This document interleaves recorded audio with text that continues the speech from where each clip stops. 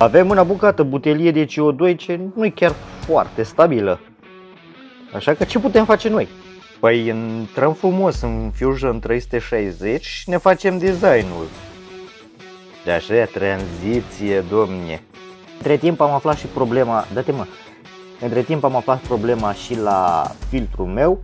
Nu pierdea pe la garnitura asta, pierdea de la garnitura de la pompa de amorsare.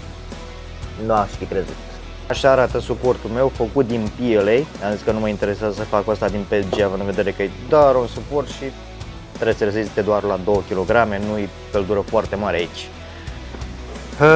E pentru butelii făcute cu un diametru de 11 cm. Deci, dacă aveți butelii de genul ăsta, o să pun suportul și pe Maker World.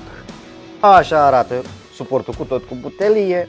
Are undeva la 4 kg, nu 2, 2 e umplutura. Și markerul nostru încă mai are nevoie să mai stea CO2-ul pornit.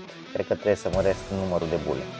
Și după 4 role terminate de filament, pot să zic și eu că încă îmi place treaba asta de printare 3D.